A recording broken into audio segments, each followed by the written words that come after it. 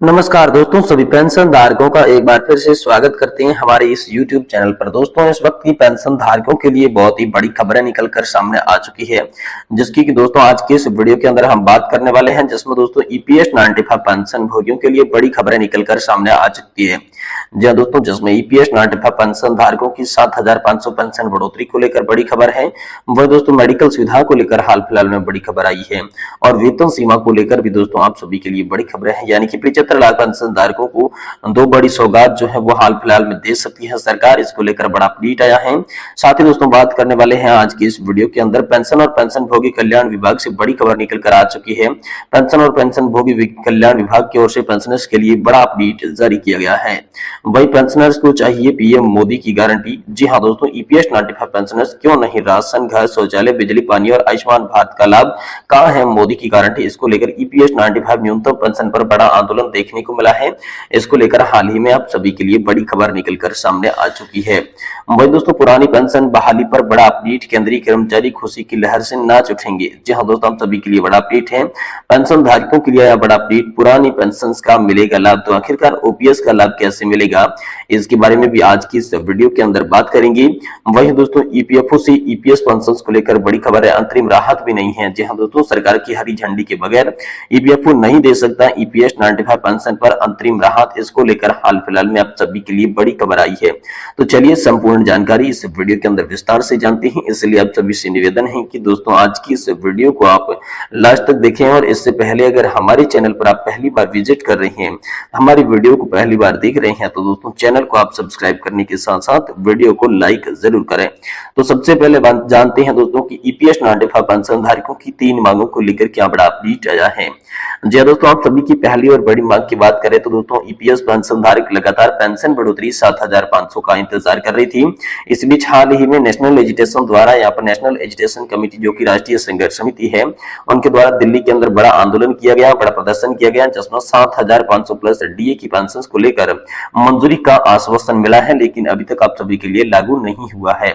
वहीं सभी की दूसरी मांग रहती है प्री मेडिकल की सुविधा हस्बैंड एंड वाइफ को मिले, पेंशन धारक और उनके परिवार को मिले। इनको लेकर लगातार EPS 95 पेंशन धारकों की दूसरी मांग रहती है, जिसमें दोस्तों आयुष्मान भारत योजना के साथ पेंशन धारकों को लिंक किया गया है, लेकिन जमीनी स्तर पर देखा जाए तो पेंशन धारकों को उचित लाभ नहीं मिल पा रहे हैं। इसी को लेकर पेंशन धारक प्रदर्शन कर रही थी। तो दोस्तों यहाँ पर मेडिकल सुविधा को लेकर मोदी सरकार विशेष जोर दे सकती है और पेंशन धारकों को राहत दे सकती है। ऐसा बड़ा अपडेट हाल फिलहाल में सोशल मीडिया और सूत्रों के हवाले से खबरें निकल कर आई, उसमें निकल कर आया है, लेकिन आधिकारिक तौर पर सरकार ने ऐसा कोई भी बयान जारी नहीं किया है। वही दोस्तों तीसरी और बड़ी खबर की बात करें तो वेतन सीमा को लेकर बड़ा अपडेट हाल फिलहाल में निकलकर सामने आ चुका है, जिसमें दोस्तों 4/9/2022 को जो सुप्रीम कोर्ट ने फैसला दिया था, दोस्तों सुप्रीम कोर्ट के फैसले के अनुसार ही दोस्तों आप सभी के लिए बड़ा अपडेट आया है। जैसे ही सुप्रीम कोर्ट ने यहाँ पर 15,000 रुपए की वेतन सीमा को खत्म किया था, तभी से पेंशन धारकों का यह अधिकार बनता था कि वो अपनी एक्चुअल बेसिक सैलरी के आधार पर पेंशन ले सकते थे। लेकिन इसके बाद जब यहाँ पर जो है पहले की तरह पेंशन मिल रही थी, तो एक बार फिर से कर्मचारी और पेंशन धारक आंदोलन पे थी, जिसके बाद बड़ा अपडेट हाल फिलहाल में आप सभी के लिए यह आया है कि सुप्रीम कोर्ट ने जो आदेश दिया था, जो 15,000 रुपए की सैलरी लिमिट खत्म की थी, इसके बाद आप सभी को 21,000 रुपए की सैलरी लिमिट के आधार पर पेंशन प्रोवाइड करवाई जाएगी। ये दोस्तों पेंशन की नई टेबल जो जारी हुई है, उसके आधार पर हम आपको बता रहे हैं। तो दोस्तों 2014 के बाद पहला ये बदलाव होने जा रहा है सैलरी लिमिट के अंदर, जहां पर पेंशन धारकों को अच्छे खासे बेनिफिट यहाँ पर देखने को मिल सकते हैं। वहीं दोस्तों पेंशनर्स को नहीं चाहिए पीएम मोदी की गारंटी चाहिए। जी हाँ दोस्तों, यहाँ पर पेंशन धारकों ने न्यूनतम पेंशन के लिए आंदोलन कर दिया है, जिसमें पीएम मोदी की गारंटी के बारे में बात की गई है।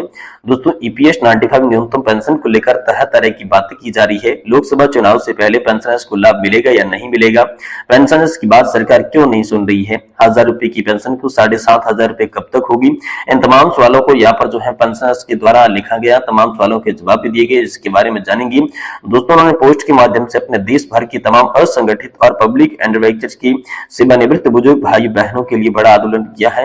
यहाँ पर बड़ा खबर आप सभी के लिए आई है।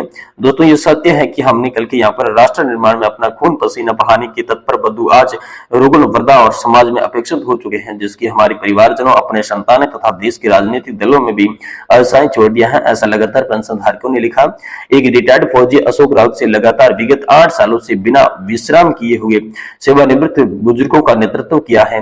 वे उनकी आवाज उन्होंने प्रदान की है। उन्हें क्या, उन्हें तो अपने परिवार का ध्यान रखने के लिए पर्याप्त पेंशन मिलता है, फिर भी शहर देश से व्यक्ति देश और समाज सरकारी कल्याणकारी करुण सामाजिक स्थिति विपिन और गिरते हुए स्वास्थ्य तथा हमारी आर्थिक सामाजिक बदहाली को लेकर अथक परिश्रम से देश दुनिया को आकर्षित करने का एक कसर कोई नहीं छोड़ी है, जिसके बारे में पेंशन धारकों ने कमांडर अशोक जी रावत का धन्यवाद भी किया। साथ दोस्तों आचार संहिता लगने से पहले उम्मीद टूट जाएगी। जी हाँ दोस्तों, पेंशन धारकों ने दुख प्रकट करते हुए लिखा कि हमारे लाखों पेंशन धारक साथी अभाव और रुग्णता के कारण मृत्यु को प्राप्त कर रही हैं, जबकि 2024 के लोकसभा चुनाव के उद्युत और आचार संहिता लागू हो जाएगी। हमारी समस्या ज्यों की त्यों ही धरी रह जाएगी, लेकिन होने वाली नहीं है पूरी। और पीएम मोदी का आश्वासन और हकीकत क्या है, तो यह भी सत्य है कि वर्तमान में देश की राजनीति में एकमात्र व्यक्ति प्रधानमंत्री मोदी हैं, जिसे हमारी समस्या के समाधान के लिए हमारे नायक अशोक जी रावत ने दो बार आश्वासन भी दिया था। मगर कहां है मोदी की गारंटी? हर पेंशनर्स को यह चिंता हो रही है कि जो स्वाभाविक है वो आखिरकार हो क्यों नहीं रहा है। और साथ ही न्यूनतम पेंशन 10,000 प्लस डीए की भी यहाँ पर जो है आप सभी के लिए आवाज उठ चुकी है। जी हाँ दोस्तों, श्रम संगठन और राजनीतिक दलों से दूर रखकर हमारे सामाजिक आंदोलन के स्वरूप की रक्षा करनी चाहिए। और जो अराजनीतिक सामाजिक आंदोलन है, न्यूनतम वेतन सरकार अगर 26,000 स्वीकार करती है तो हम ईपीएस पेंशनर सेवानिवृत्त कर्मचारियों का न्यूनतम पेंशन 10,000 रुपए देनी होगी, ताकि बार बार हमें आंदोलन न करना पड़े। ये लगातार दोस्तों पेंशन धारक कहते आ रही हैं। वहीं बुजुर्गों को मुफ्त चिकित्सा सुविधा मिले, ये कैसी विडंबना है कि 1,000 रुपए पेंशन हमें उन तमाम सुविधाओं से वंचित किया जा रहा है जो भारत के प्रत्येक गरीब को दिया जाता है। यह सरासर नाइंसाफी है, ऐसा दोस्तों पेंशन धारकों ने लिखा। क्या राशन, घर, शौचालय, बिजली, पानी और आयुष्मान भारत की हमारी सुविधाएं 1,000 के पेंशन के बदले छीनी गई है? क्या हमें अपने समाज और राष्ट्र के काम के लिए जीवन खाने पीने के बदले दंडित किया जा रहा है? इसलिए हमारे रुग्ण मरते हुए बुजुर्ग पेंशन धारकों को मुफ्त चिकित्सा सुविधा से अविलंबित बहाल कर देना चाहिए। ऐसी दोस्तों लगातार पेंशन धारकों ने यहाँ पर आप सभी के लिए मांग की है।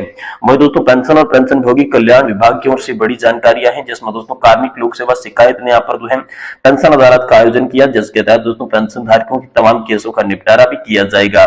वही दोस्तों अगली बड़ी खबर की बात करें तो पुरानी पेंशन बहाली पर बड़ा फैसला, कर्मचारी खुशी से नाच उठेंगे। तो दोस्तों आखिरकार पुरानी पेंशन योजना का लाभ कैसे और किन्हें मिलेगा, चलिए जानते हैं। भारत सरकार के पुराने पेंशन धारकों को लेकर बड़ी अपडेट आ रही है। कई राज्यों में यहाँ पर पुराने पेंशन धारकों को लाभ मिलने की बड़ी अपडेट बताई जा रही है। अगर आप भी पुरानी पेंशन को लेकर लंबे समय से इंतजार कर रहे हैं तो दोस्तों आप सभी के लिए बड़ी खुशखबरी हो सकती है, क्योंकि आप पुराने पेंशन धारकों में पेंशन मिलना शुरू होने वाला है। अगर आप भी पुराने पेंशन को लंबे समय से लेकर इंतजार कर रहे हैं तो दोस्तों ये खबर आप सभी के लिए विशेष होने वाली है। पेंशन धारकों के लिए बड़ा अपडेट आया है। पुराने पेंशन का लाभ आप सभी को मिलेगा। इस राज्य सरकार द्वारा सरकारी कर्मचारियों के लिए पुरानी पेंशन योजना को फिर से लागू कर दिया गया है। जी हाँ दोस्तों, कर्नाटक के सिद्धांत सरकार ने यहाँ पर दोस्तों 2006 के बाद भर्ती हुए लगभग 13,000 राज्य कर्मचारियों को पुरानी पेंशन योजना के तहत कवर करने के लिए अधिसूचना यहाँ पर जारी करती है। मुख्यमंत्री Siddaramaiah chief minister of India की इस घोषणा करते हुए फिर से यहाँ पर सरकारी कर्मचारियों को नई पेंशन योजना के खिलाफ हड़ताल पर थी, तो उन्होंने मांग को पूरा करने का वादा किया था और ये माना जा रहा था कि अब पुराने पेंशन धारकों को फिर से पेंशन मिलना शुरू हो जाएगा। तो हड़ताल के बाद वह देखने को मिला, जहां पर उनकी मांग पूरा करने के लिए सरकार ने कड़ा एक्शन लिया और ओपीएस बहाली का ऐलान कर दिया, जिसमें दोस्तों यहाँ पर जो है मुख्यमंत्री सिद्धरामैया ने यहाँ पर जो है कड़ा एक्शन आप सभी के लिए हाल फिलहाल में लिया है। वहीं दोस्तों सरकार की हरी झंडी के बगैर ईपीएफओ नहीं दे सकता ईपीएस 95 पेंशन में अंतरिम राहत। जब दोस्तों जो ईपीएस 95 न्यूनतम पेंशन है जो 1,000 रुपए से 7,500 रुपए की मांग की जा रही है, तो इसमें दोस्तों सबकी जो नजरें हैं वो केंद्र सरकार पर टिकी हुई है। कोई ईपीएफओ को कोस रहा है, कोई ईपीएफओ की मांग कर रहा है कि अंतरिम राहत दे दे, लेकिन दोस्तों क्या वास्तव में ईपीएफओ पेंशनर्स के लिए बड़ा फैसला ले सकता है? तो इसमें पेंशन धारकों का मानना है नहीं, अगर सरकार चाहती है तो पेंशन धारकों की मांग सुन सकती है और ईपीएफओ